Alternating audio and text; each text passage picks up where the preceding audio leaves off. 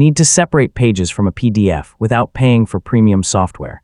PDFsam Basic makes it easy to split large PDF files into smaller documents in just a few clicks.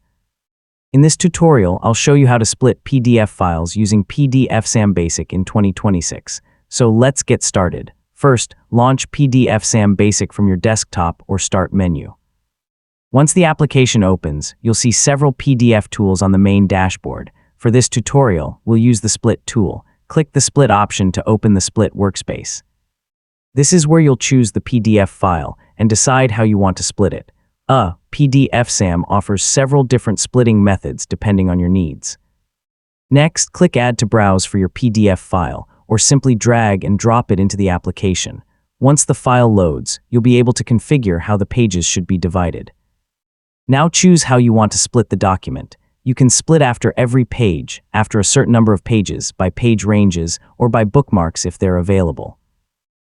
Selecting the right method depends on how you plan to use the new PDF files. Choose where you'd like the new PDF files to be saved.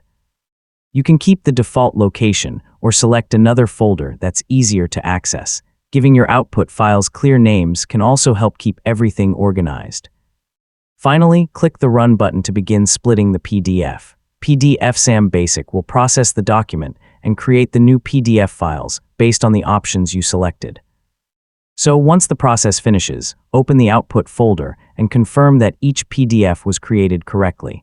And that's how to split PDF files using PDFsam Basic. Whether you're separating individual pages or creating smaller documents, PDFsam makes the process simple and completely free.